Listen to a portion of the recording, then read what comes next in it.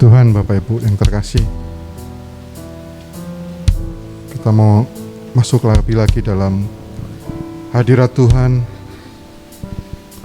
Saya undang kita semua bangkit berdiri.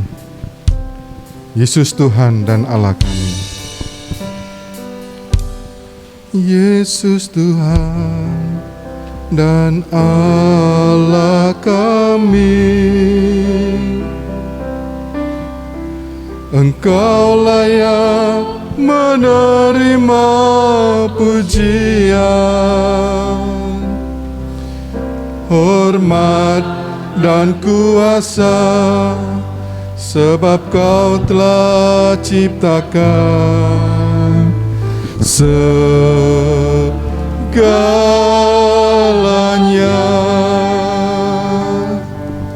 Oleh karena kehendak-Mu, semuanya itu telah ada dan diciptakan untuk kemuliaan-Mu. Terpujilah Tuhan, Hosana.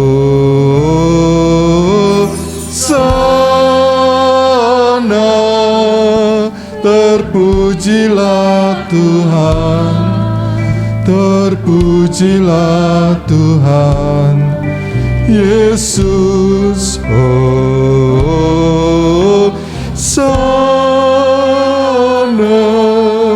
Terpujilah Tuhan, terpujilah Tuhan Yesus. Haleluya, haleluya. Yesus Tuhan dan Allah kami, Engkau layak menerima pujian, hormat dan kuasa, sebab Kau telah ciptakan segalanya.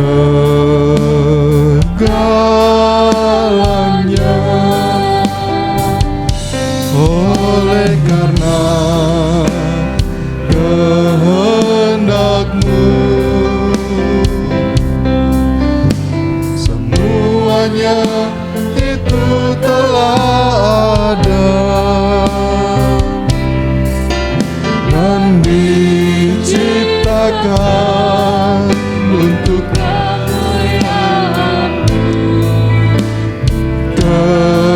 terpujilah Tuhan, Hosana.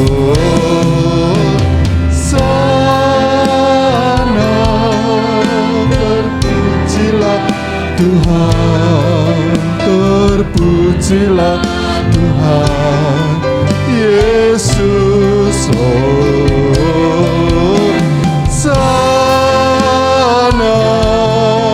Terpujilah Tuhan, terpujilah Tuhan Yesus, Hosana.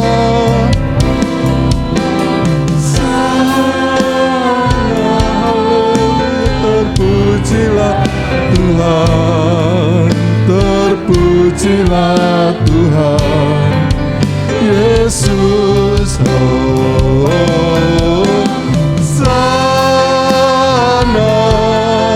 Terpujilah Tuhan, terpujilah Tuhan Yesus, Hosana.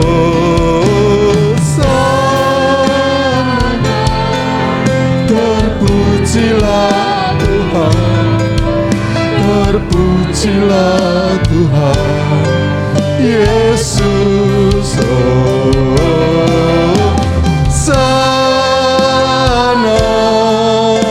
Terpujilah Tuhan, terpujilah Tuhan Yesus. Terpujilah Tuhan, terpujilah Tuhan, terpujilah Tuhan Yesus, haleluya.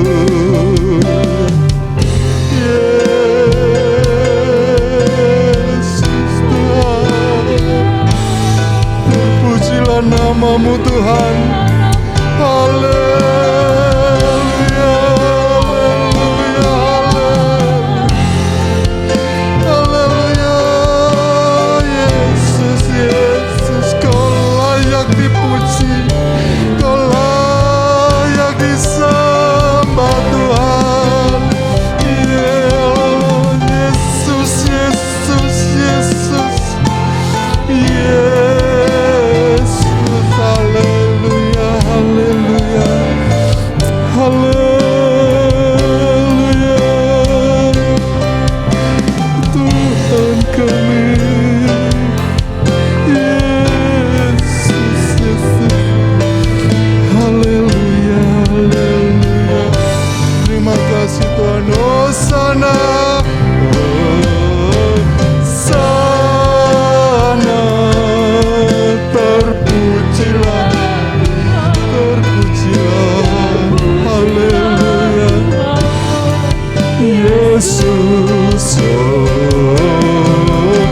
Hosana, terpujilah Tuhan, terpujilah, terpujilah Tuhan.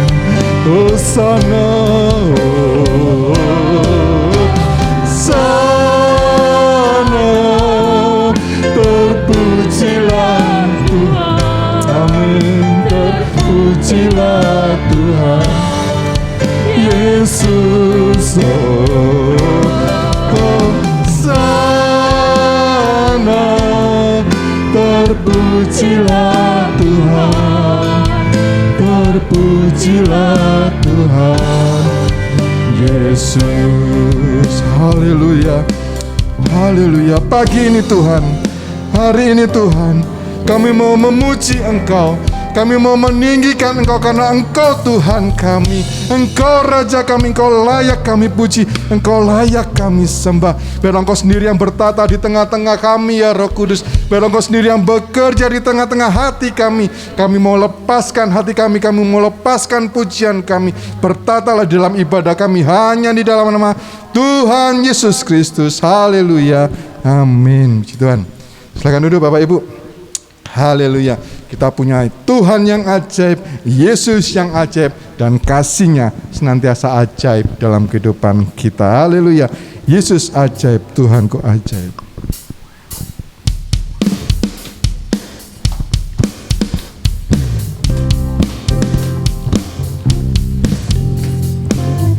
Haleluya.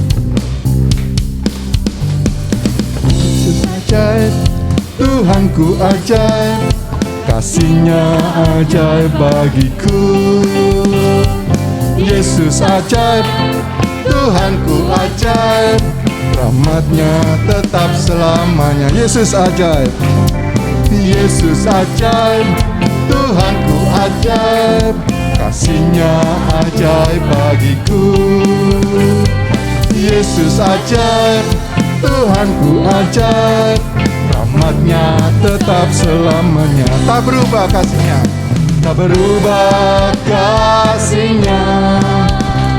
Setiap hari bertambah indahnya, sampai bumi berlalu dan habislah ragaku. Yesusku ajaib bagiku. Amin. Yesus ajaib, Yesus ajaib, Tuhanku ajaib, kasih-Nya ajaib bagiku.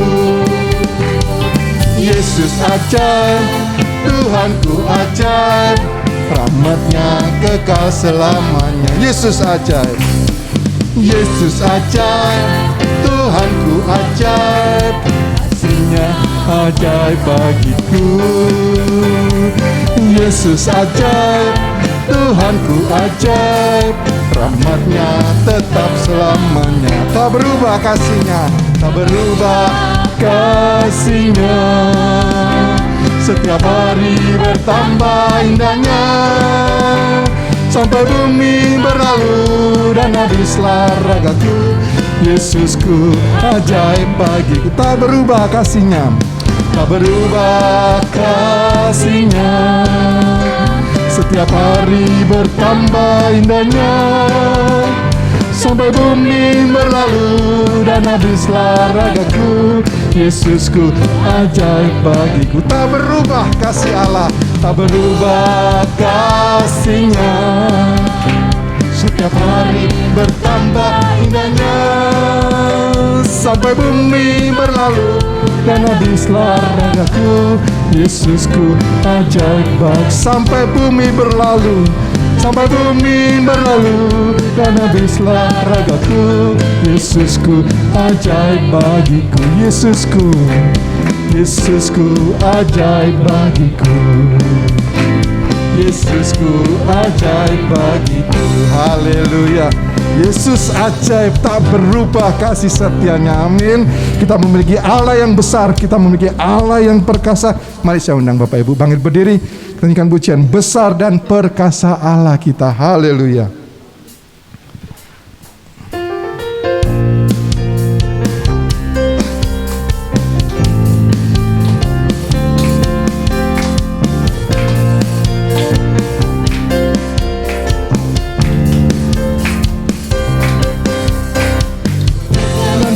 Perkasa Allah kita, besar dan dahsyat Dia.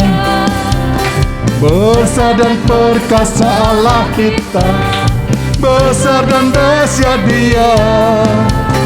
Angkatlah panjimu dan tanganmu, puji Sang Raja.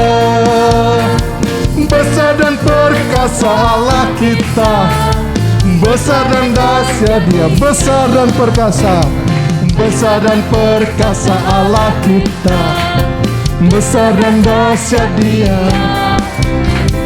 Besar dan perkasa Allah kita, besar dan dahsyat Dia.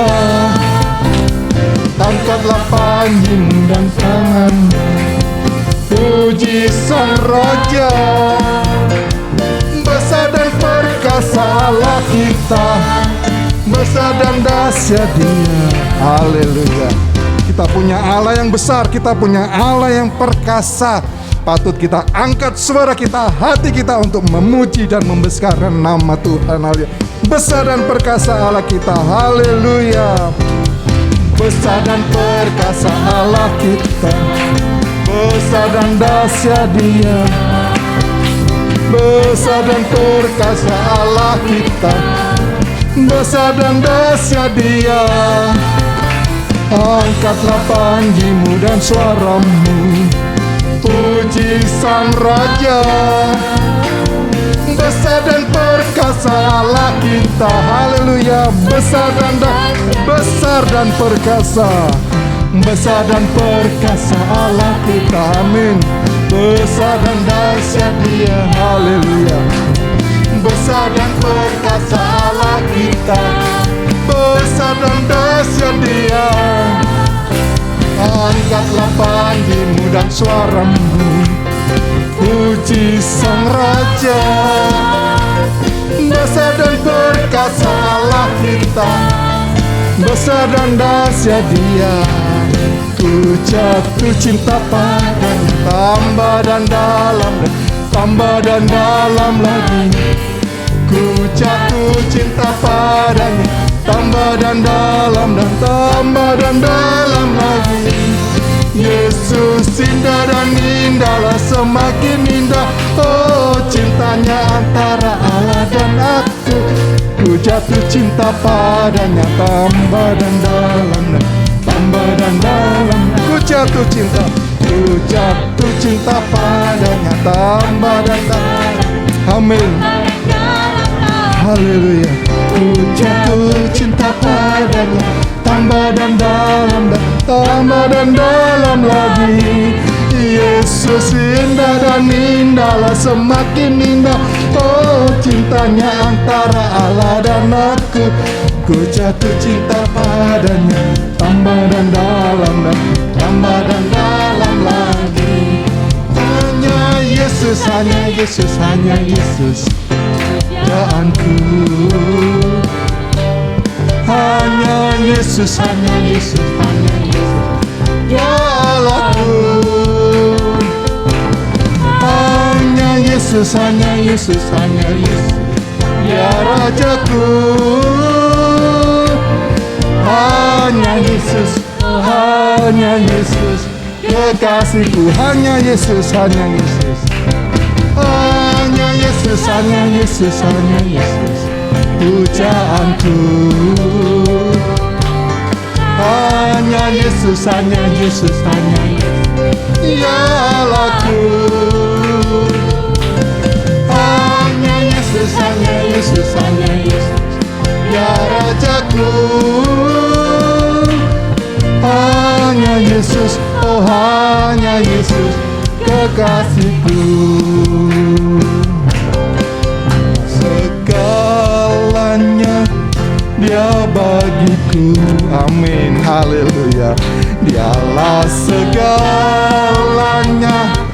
besar kecil, korbankan dirinya dan selamatkanku. Dialah segalanya,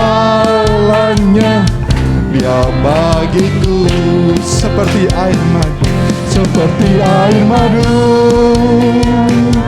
dari batu karang.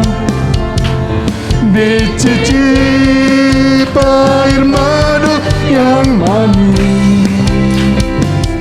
Oh lihatlah, Tuhan Yesus baik.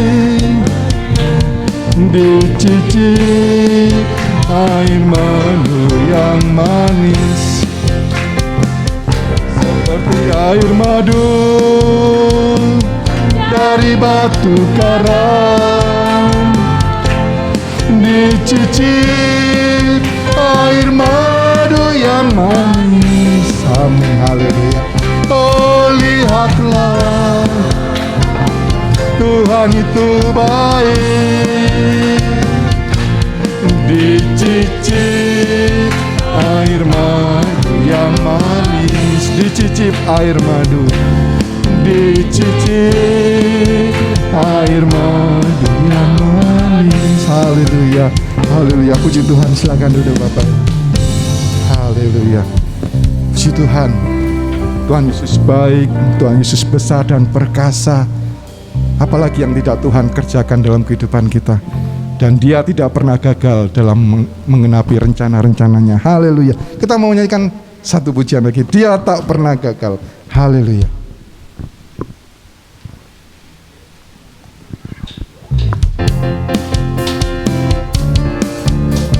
Haleluya.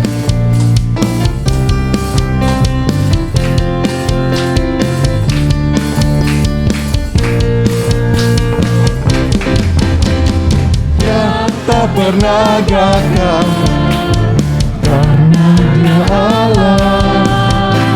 Dia tak pernah lalai, Dia jamin firman-Nya.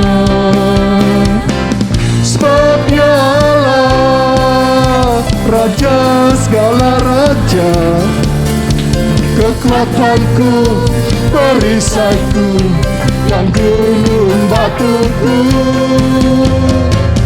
Bersoraklah, puji sembah Dia, haleluya. Yesusku, Raja mulia, Yesusku, Allah perkasa, Yesusku, Allah pemenang, Yesus Raja. Dia tak pernah gagal.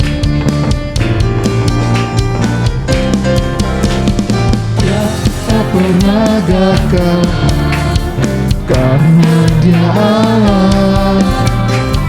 Dia tak pernah lalai, Dia jamin firman-Nya. Sebab Dia Allah, Raja segala raja, kekuatanku, perisaiku, yang gunung batuku. Bersoraklah, puji sembah Dia. Yesusku, Raja mulia. Yesusku, Allah perkasa. Yesusku, Allah pemenang. Yesus Raja, sebab Dia Allah Raja segala raja. Sebab Dia Allah Raja segala raja. Kekuatanku, perisaiku, dan gunung batuku.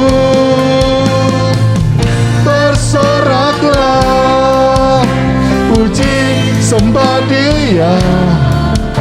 Yesusku, Raja mulia. Yesusku, Allah perkasa. Yesusku, Allah pemenang.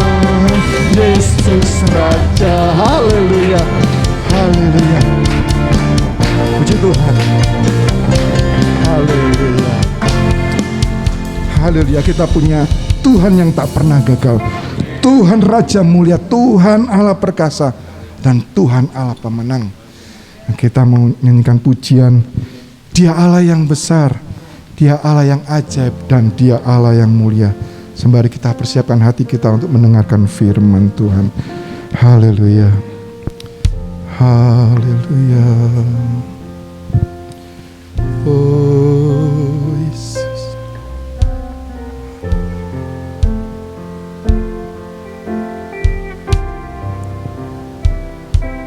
Yesus Tuhan, Kau layak dipuji, ditinggikan atas seluruh bumi.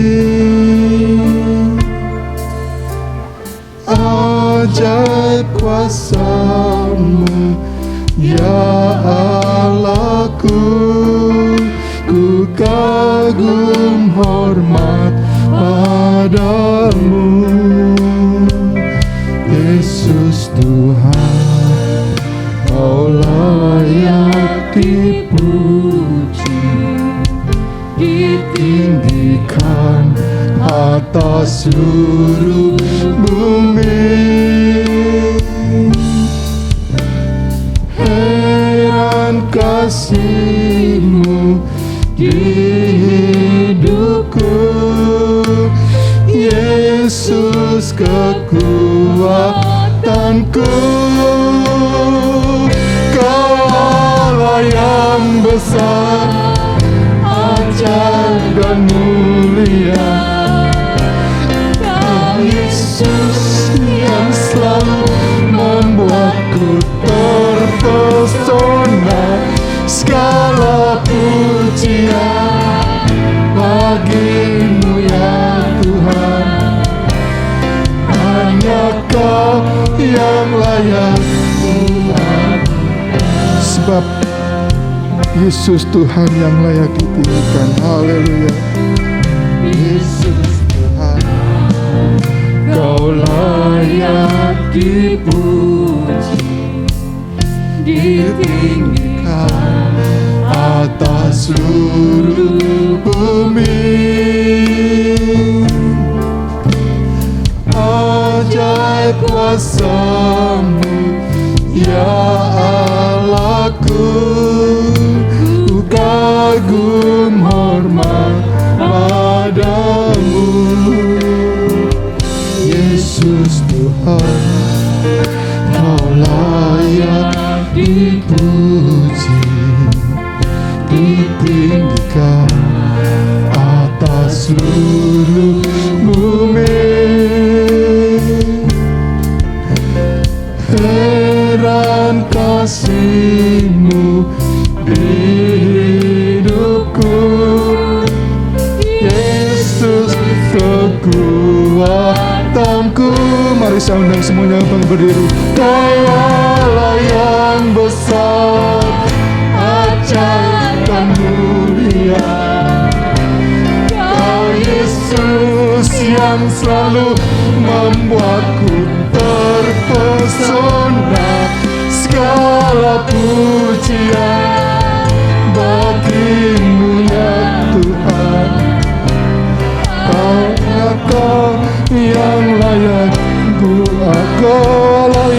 besar, Kau Allah yang besar. Haleluya. Kau Yesus yang selalu membuatku terpesona. Segala pujian bagimu ya Tuhan. Hanya Kau yang layak Tuhan. Kau Allah yang besar, Kau Allah yang besar, ajaib dan mulia.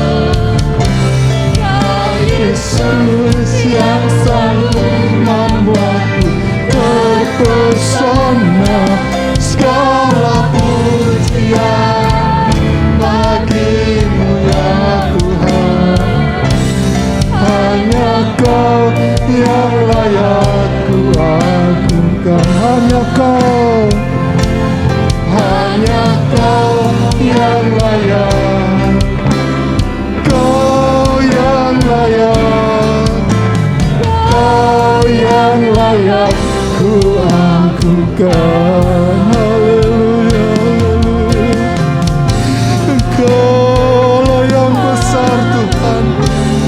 Segala pujian hanya bagimu ya Yesus. Haleluya, haleluya. Kerana segala Yesus. Haleluya, haleluya.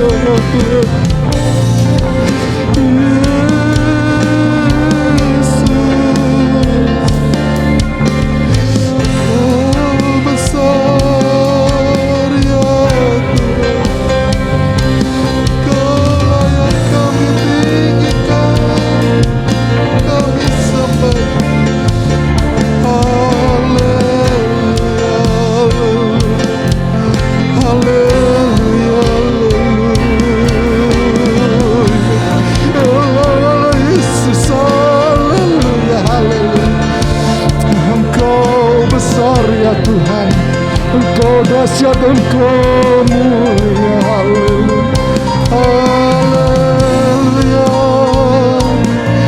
haleluya, haleluya, haleluya. Terima kasih Tuhan, terima kasih Tuhan. Kau Allah yang besar, Kau Allah yang besar, ajaib dan mulia. Kau Yesus yang selalu membuatku terpesona. Segala pujian bagimu ya Tuhan. Hanya Kau yang layak ku agungkan. Kau Allah yang besar, Kau Allah yang besar, ajaib dan mulia. Kau Yesus yang selalu membuatku terpesona. Segala pujian bagimu ya Tuhan. Hanya Kau yang layak ku agungkan. Kau Allah yang besar, Kau Allah yang besar. Haleluya, haleluya, haleluya, haleluya, haleluya.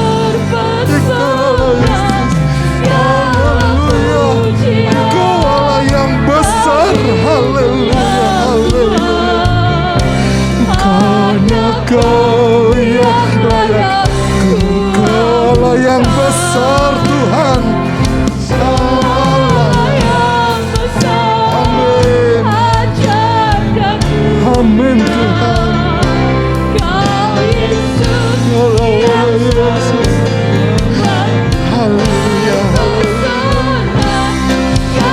haleluya.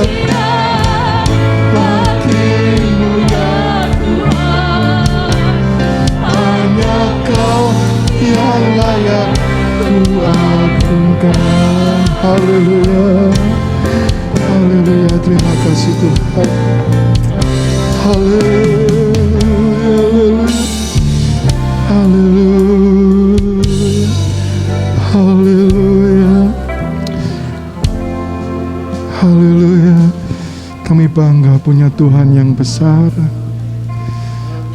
Kami bangga punya Bapa yang ajaib dan mulia.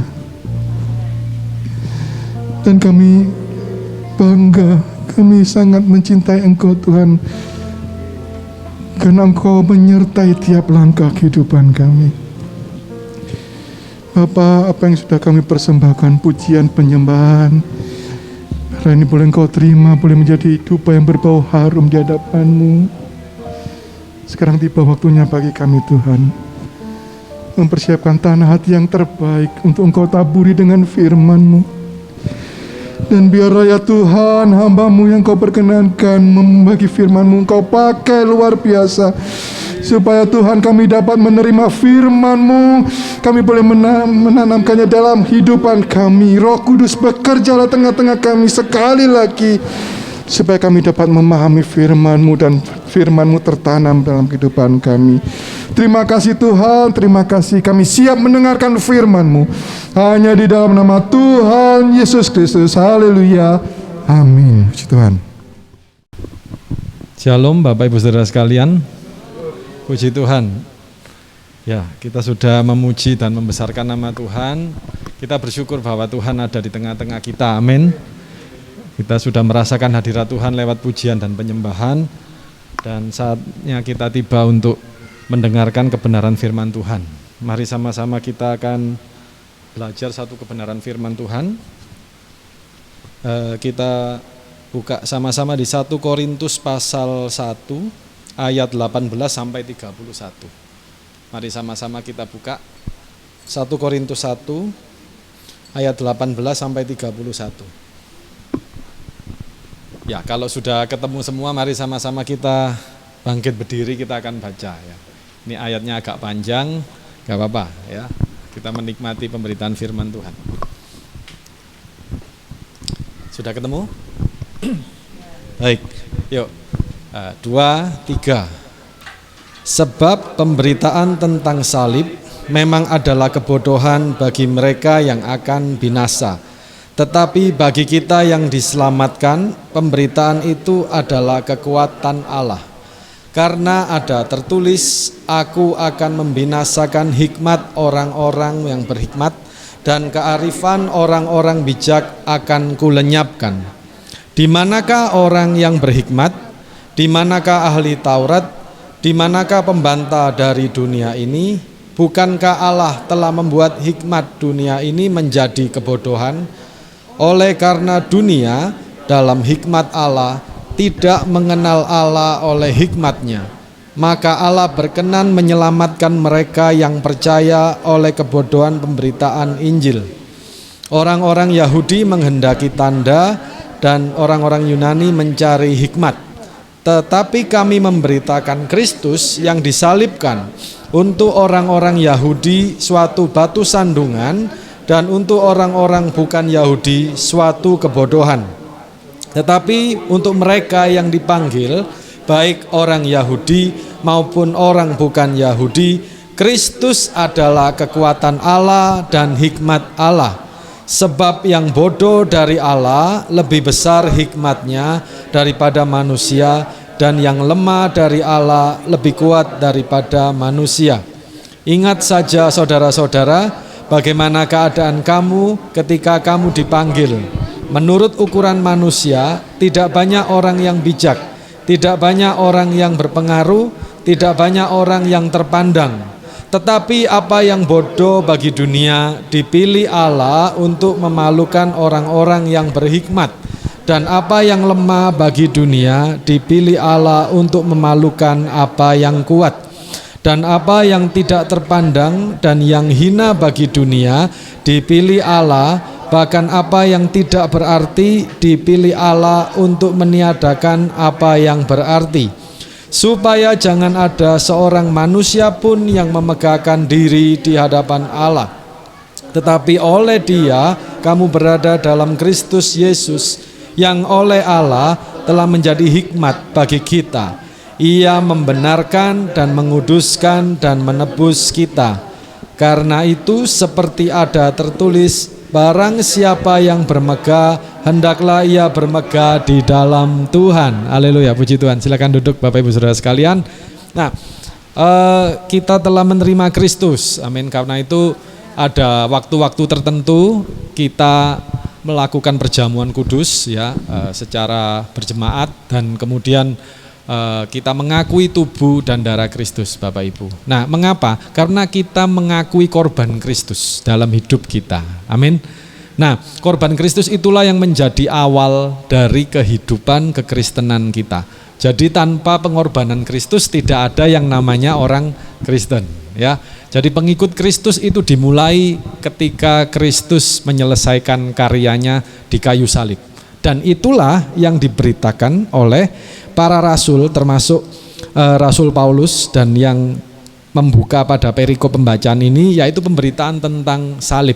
Nah, Bapak Ibu Saudara sekalian, Kristus telah mati bagi kita, naik ke kayu salib supaya kita semua beroleh kembali kedudukan kita yang pada mulanya. Nah, apa sih pada mulanya? Allah itu menjadikan manusia itu segambar dan serupa dengan Dia. Amin. Nah, segambar dan serupa itu berarti memiliki karakter, sifat ya seperti Allah itu pada mulanya. Tetapi karena dosa, karena kejatuhan manusia, maka seluruh umat manusia akhirnya jatuh ke dalam dosa dan manusia memerlukan yang namanya keselamatan. Nah, Bapak Ibu Saudara sekalian, ini adalah poin dasar dari kehidupan kita sebagai orang Kristen. Nah, namun poin dasar ini kadang tidak atau kurang dipahami ya. Nah, mengapa saya bisa mengatakan demikian? Karena banyak anak Tuhan yang tidak menyadari seberapa besar sih pengorbanan Kristus itu. Nah, Kristus itu mati memberikan nyawanya, memberikan hidupnya. Bapak Ibu Saudara sekalian, walaupun kalau dihitung secara pelayanan di dunia pakai perhitungan waktu, Tuhan Yesus itu umurnya ya kurang lebih menurut sejarah sekitar 33 tahun ya. Tapi 30 tahun itu dihabiskan untuk persiapan dan tidak dikenal oleh orang. Nah, pelayanan yang betul-betul terlihat dan tercatat di Alkitab itu hanya 3 tahun. Tapi Bapak Ibu Saudara bisa lihat hasilnya adalah saudara dan saya. Amin. Ya, dampaknya luar biasa, hanya 3 tahun ya. Nah, terus kita lihat sengsara Tuhan Yesus. Kalau dihitung waktunya itu hanya dari Kamis ya, kemudian Jumat Tuhan Yesus naik di kayu salib, dan kemudian Sabtu tidak terjadi apa-apa, dan Minggu Tuhan Yesus bangkit ya. Kalau kita hanya melihat ya cuma berapa hari ya, 3 hari gitu aja ya. Nah, kok rasanya kok terlalu dibesar-besarkan. Nah, itu kalau pengamatan orang yang tidak paham, Bapak Ibu Saudara sekalian. Tetapi kalau kita lihat Bapak Ibu, yang dilakukan Tuhan Yesus itu luar biasa. Bukan hanya perkara Dia memberikan nyawanya dan mengalami penderitaan sedemikian rupa. Coba kita bayangkan, Tuhan Yesus itu adalah pribadi Allah. Betul ya? Yohanes 1 ayat 1 mengatakan pada mulanya adalah firman, firman itu bersama-sama dengan Allah, dan firman itu adalah Allah. Nah, jadi Tuhan Yesus itu Allah ya, pribadi yang setara dengan Bapa.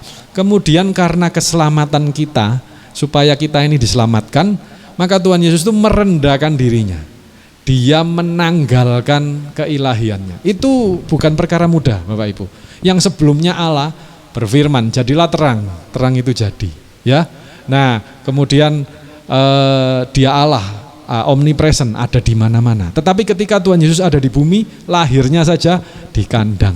Ya, kita barusan memperingati Natal. Nanti sebentar kita akan memperingati Paskah ya, momen penderitaan Tuhan Yesus di atas kayu salib dan kebangkitannya. Nah, Tuhan Yesus menjadikan dirinya itu begitu terbatas. Buat siapa? Buat saudara dan saya. Ya, di bumi Tuhan Yesus harus jalan kaki, Bapak Ibu ya. Waktu itu nggak ada pesawat jet ya. Sekarang hamba-hamba Tuhan kemana-mana naik pesawat jet ya. Nah, zaman itu mungkin naik kuda ya. Kalau Tuhan Yesus dicatat berjalan kaki ya. Ya, tapi kan Tuhan Yesus enak, Pak Erik bisa berjalan di atas air ya. Jadi kayak surfing begitu ya. Bapak Ibu, itu dilakukan ya untuk menunjukkan Dia itu Tuhan ya, bukan ya bukan gaya-gayaan Bapak Ibu. Tetapi Tuhan Yesus menjadikan dirinya terbatas. Dia harus lapar ya kan? Harus haus. Padahal sebagai Allah enggak perlu semua itu, ya. Dan mohon maaf, pasti Tuhan Yesus itu juga ke belakang, ke kamar mandi, ya. Maksudnya ya harus ada buang air, ya, dan menjadikan dirinya seperti manusia. Itu untuk apa? Untuk saudara dan saya. Dan Tuhan Yesus itu dihukum, ya, di atas kayu salib bukan karena kesalahannya. Sama sekali sebenarnya tidak ditemukan kesalahan, tetapi toh dia menyelesaikan itu, ya. Dan kalau Bapak Ibu Saudara mengikuti di Alkitab penderitaan Tuhan Yesus itu Tuhan Yesus sama sekali nggak tidur, Bapak Ibu, ya, sampai di atas kayu salib, sampai dia mengatakan sudah selesai, artinya karya keselamatan selesai. Nah, itulah pemberitaan yang diberitakan oleh Paulus, yaitu pemberitaan tentang salib. Nah, kemudian saya masuk ke pokok kita hari ini. Kita akan bicara soal hikmat, Bapak Ibu. Nah, sekarang kalau ada orang menyebut kata hikmat itu biasanya arahnya ke ini, ya, tentang ilmu pengetahuan, ya, atau tentang kepandaian, kepintaran. Nah, secara ringkas apa sih hikmat itu? Hikmat itu secara ringkas diartikan adalah mengetahui kapan waktu yang tepat, ya, di waktu yang tepat untuk melakukan sesuatu, ya, menerapkan pengetahuan atau sesuatu yang sudah dia ketahui, ya. Jadi orang pandai, orang pintar itu punya banyak pengetahuan, tetapi kapan dia harus menerapkan pengetahuannya itu dibutuhkan hikmat. Nah, itulah hikmat. Nah, kalau kita lihat dari perikop ini ada dua macam hikmat, Bapak Ibu Saudara sekalian, ya. Ada hikmat dari dunia ini dan ada hikmat dari Allah. Nah, sekarang kita lihat hikmat yang dari Allah dulu, ya. Saya akan baca sekali lagi ayat 18, 19 dan 20. Sebab pemberitaan tentang salib memang adalah kebodohan bagi mereka yang akan binasa, tetapi bagi kita yang diselamatkan pemberitaan itu adalah kekuatan Allah, karena ada tertulis, aku akan membinasakan hikmat orang-orang berhikmat dan kearifan orang-orang bijak akan kulenyapkan. Di manakah orang-orang berhikmat? Di manakah ahli Taurat? Di manakah pembantah dari dunia ini? Bukankah Allah telah membuat hikmat dunia ini menjadi kebodohan? Nah, Bapak Ibu Saudara sekalian, yang pertama hikmat dari Tuhan itu dasarnya adalah pemberitaan tentang salib. Ya, dasarnya adalah salib Kristus itu sendiri. Nah, artinya apa? Artinya karya Kristus dan karakternya itu sumber dari hikmat Allah. Nah, kalau di kitab Amsal ketika Tuhan Yesus belum lahir sebagai manusia, itu dikatakan permulaan hikmat adalah takut akan Tuhan. Nah, bagi kita sekarang di perjanjian baru, orang-orang yang takut akan Tuhan itu adalah orang-orang yang berpusat kepada Kristus, yang hidupnya senternya itu Kristus. Nah, maka orang-orang inilah yang akan memiliki hikmat dari Tuhan. Nah, bagi dunia pemberitaan tentang salib ini kebodohan, ya. Buat apa mati bagi orang yang kenal aja enggak, ya kan? Sudah gitu bukan orang benar lagi, ya. Terus belum tentu nanti kalau sudah mati, ya, kalau kita introspeksi diri kita, ya, berapa kali saya sendiri juga harus banyak bertobat, Bapak Ibu. Kalau saya melihat diri saya, berapa kali saya mengecewakan Tuhan padahal Tuhan sudah begitu baik buat saya. Nah, Tuhan Yesus kira-kira tahu enggak ketika akan naik ke kayu salib? Kalau ada seorang manusia yang bernama Erik Sulindra ini, kira-kira modelnya seperti apa, akan mengecewakan Tuhan berapa kali? Tahu nggak? Karena dia Alfa dan Omega. Amin. Wah, kita menyanyikan pujian, dia pegang hari esok, ya, karena dia hidup. Dia ada di masa depan kita. Betul, Tuhan tidak terbatas. Dia ada di belakang, di masa lalu. Dia sudah tahu apa yang ada di depan, dan dia ada bersama kita saat ini. Berarti Tuhan itu tahu si Erik ini akan mengecewakan Tuhan berapa kali lagi setelah diampuni. Tahu nggak? Tahu. Tetapi yang ajaib, Bapak Ibu, dia tetap pada saat 2000 tahun yang lalu memutuskan untuk aku tetap mau mati. Supaya apa? Supaya kita diselamatkan. Itu luar biasa, Bapak Ibu. Pernah nggak kita berpikir seperti itu? Ya, kalau saya ini, ya, saya manusia, ya. Misalkan ada saya harus berkorban untuk si A misalkan, ya. Terus saya tahu setelah saya berkorban si A ini akan mengecewakan saya. Aduh, itu misalkan saya dapat karunia gitu, saya bisa melihat masa depan. Wah, si A ini akan membuat saya kecewa. Terus saya harus berkorban. Waduh, itu rasanya pergumulan, ya. Itu pergumulan yang mungkin saya akan putuskan enggak mau Tuhan, ya, enggak mau. Modelnya kayak gini, saya harus berkorban. Tetapi Tuhan tahu apa yang akan kita buat. Toh dia tetap memutuskan, dia mau mati buat kita. Itu sesuatu yang luar biasa. Dan itu bukti dari betapa kasih Tuhan itu besar sekali buat kita. Amin, Bapak Ibu. Nah, dan inilah yang menjadi fondasi atau dasar dari hikmat Tuhan. Jadi hikmat Tuhan itu pusatnya Kristus sendiri. Semua yang tidak berpusat pada Kristus, jadi ilmu pengetahuan atau gagasan atau pemikiran yang dasarnya bukan Kristus, itu pasti bukan dari Tuhan. Alkitab yang mengatakan demikian. Nah, lalu apakah kita nggak boleh belajar ilmu pengetahuan? Nah, Bapak Ibu Saudara sekalian, tentu saja jawabnya boleh, ya. Tetapi bukan menjadi pusat. Jadi kita tidak mengandalkan apa yang kita pelajari, apa yang kita ngerti, apa yang kita pahami, ya. Seberapa banyak buku sudah kita baca, seberapa jauh kita sudah belajar, bukan itu yang jadi pusat, tetapi kita mengandalkan Kristus sendiri. Nah, itulah hikmat dari Tuhan. Bapak Ibu Saudara sekalian tentu tahu saya seorang dosen. Jadi mau tidak mau saya bergulat dengan ilmu pengetahuan, artikel ilmiah, saya baca semua itu. Tetapi saya tidak memusatkan diri saya atau membuat atau menganggap ilmu pengetahuan itu sebagai sesuatu yang saya andalkan. Tidak. Pusat hidup saya itu tetap Kristus. Amin. Nah, itulah yang harus kita lakukan supaya kita memiliki hikmat Tuhan. Nah, apakah hikmat Tuhan ini dimiliki hanya oleh orang-orang yang suka baca, suka belajar, atau yang yang pendidikan akademik teologianya mungkin sampai doktor, ya, ada yang Doctor of Divinity, ya, DDiv gitu, ya, atau Doctor of Theology. Nah, apakah hanya seperti itu? Bukan.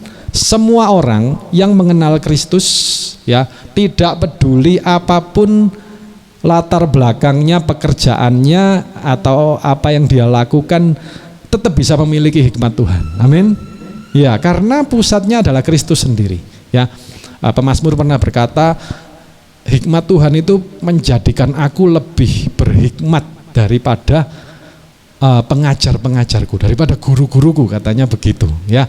Nah, bukan karena dia hebat, bukan karena pemazmur hebat, tetapi karena dia mengandalkan Tuhan. Nah, saudara dan saya, Bapak Ibu Saudara sekalian, di tempat ini yang mengandalkan Tuhan itu akan memiliki hikmat dari Tuhan. Nah, hikmat ini penting sekali untuk mengambil keputusan, untuk berbuat yang benar, untuk bertindak menggenapi rencana Tuhan dalam hidup kita, ya.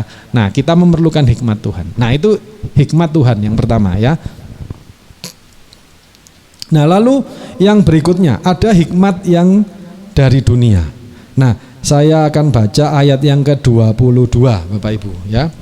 Nah, di sini ada dua kelompok orang atau dua budaya, ya, yaitu orang-orang Yahudi dan orang-orang Yunani. Ini yang mewakili apa? Hikmat dari dunia ini, ya. Mengapa saya katakan demikian? Karena mereka tidak berpusat pada Kristus. Nah, orang-orang Yahudi menghendaki tanda. Jadi sekarang kita bicara soal hikmat yang dari dunia ini, ya. Orang-orang Yahudi menghendaki tanda dan orang-orang Yunani mencari hikmat. Nah, orang-orang Yunani, Bapak Ibu Saudara sekalian tahu, ya, kita barusan dengar kabar yang cukup mengagetkan, tapi kita percaya kita dalam perlindungan Tuhan, amin, tentang COVID-19 atau COVID-19, ya, coronavirus, yang variannya ada namanya Omikron. Nah, kalau Bapak Ibu Saudara tahu yang namanya Delta, Omikron, itu semua alfabet Yunani, ya.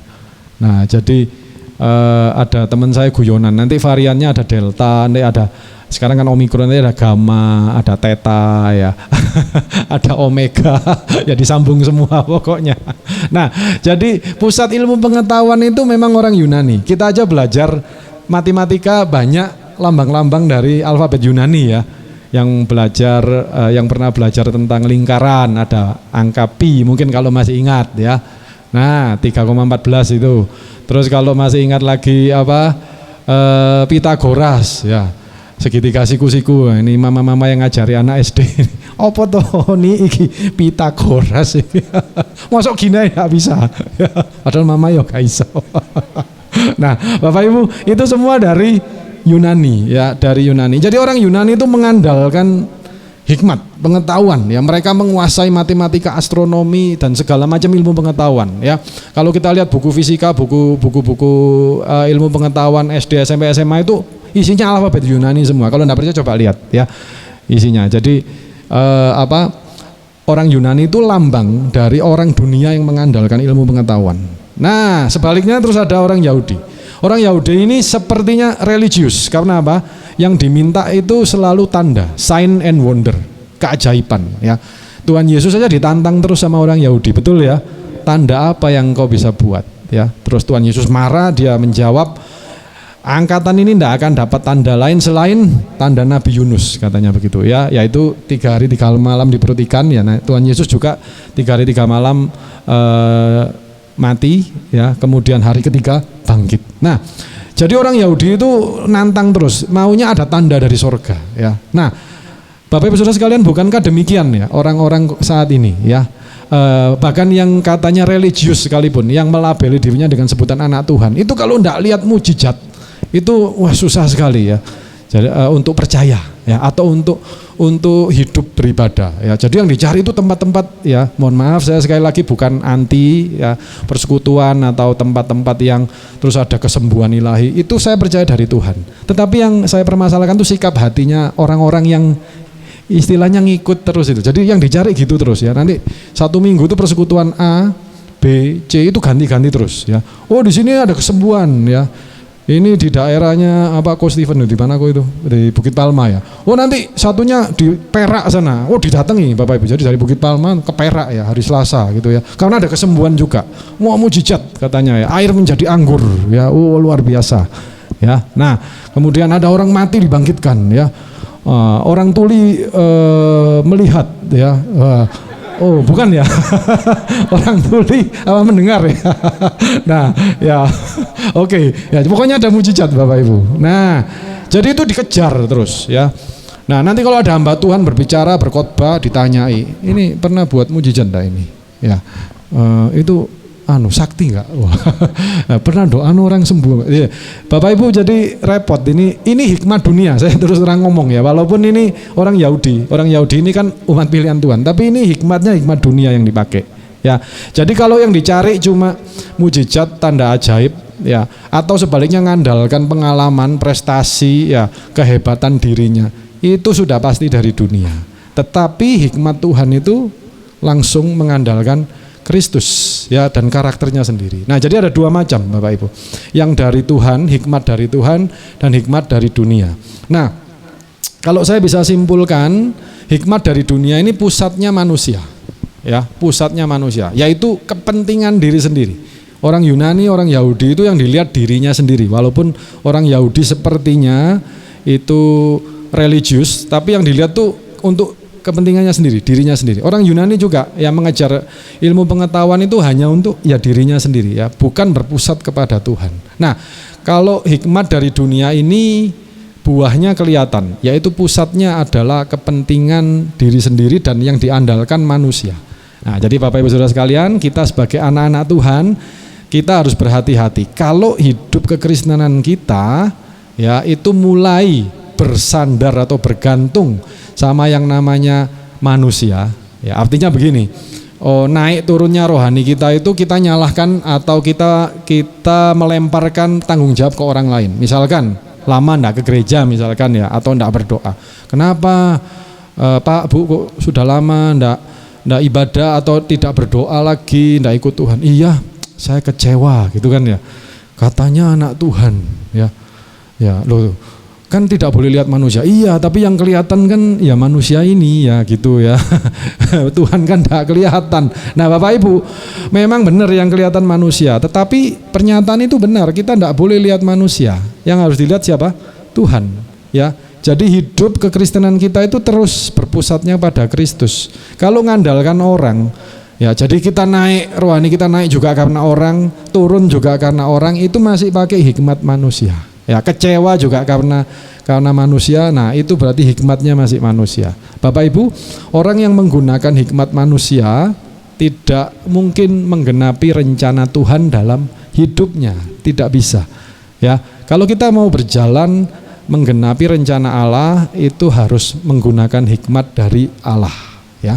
Nah lalu poin yang berikutnya Bapak Ibu, kita lihat orang yang bisa menerima hikmat Tuhan ini siapa ya. Nah, kalau saya baca ulang ayat 26, ingat saja saudara-saudara bagaimana keadaan kamu ketika kamu dipanggil. Menurut ukuran manusia tidak banyak orang yang bijak, tidak banyak orang yang berpengaruh, tidak banyak orang yang terpandang. Tetapi apa yang bodoh bagi dunia dipilih Allah untuk mempermalukan orang-orang yang berhikmat.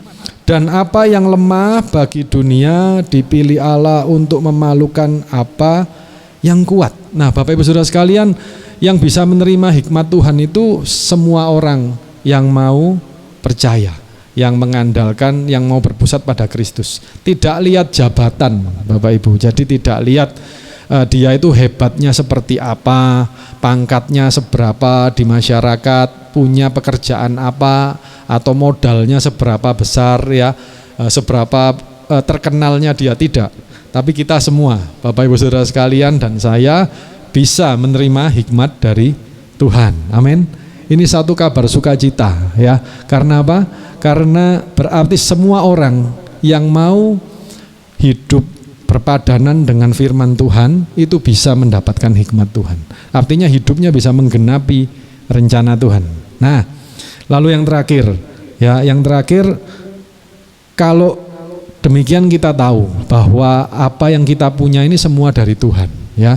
Nah, poin yang terakhir adalah jangan ada seorang manusia pun yang memegahkan diri di hadapan Allah. Artinya kita ini loh bukan siapa-siapa, Bapak Ibu. Kita ini kalau bisa hebat diizinkan punya jabatan atau punya satu usaha yang besar, yang sukses ya, yang diberkati ya, kita katakan diberkati oleh Tuhan, itu bukan karena kekuatan kita, amin, tapi semua karena diberi oleh Tuhan, karena kasih karunia Tuhan. Jadi kalau mau bermegah, kita bermegah karena Tuhan ya, kita mengatakan puji Tuhan ya, ini berkat Tuhan, bukan aku ya.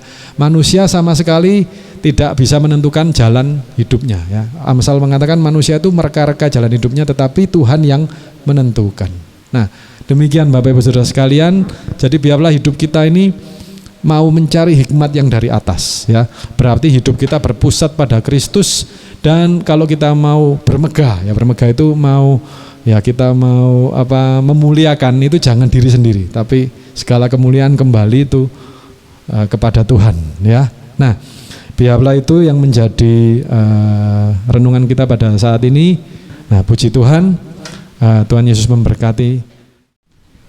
Mari kita angkat kedua belah tangan kita dan kita terima berkat Tuhan.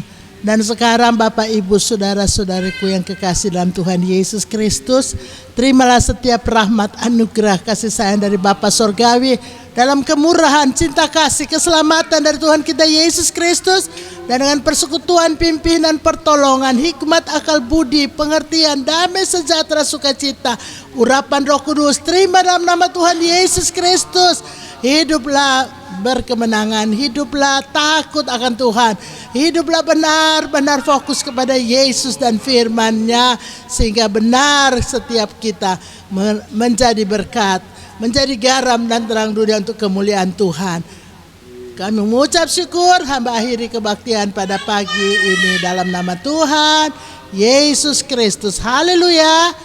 Amin. Haleluya. Selamat hari Minggu saudara semua. Tuhan Yesus memberkati. Haleluya.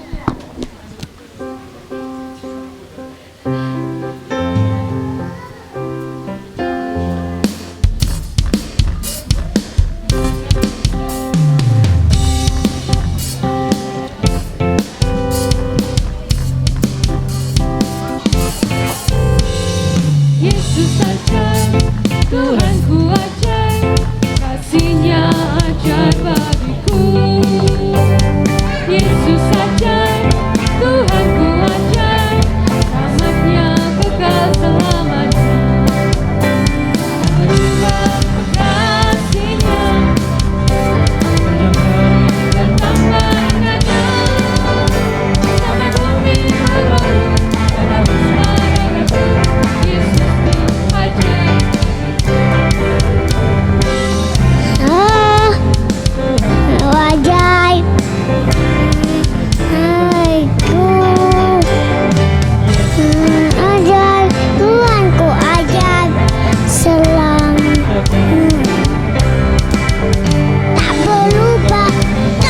kasih-Nya.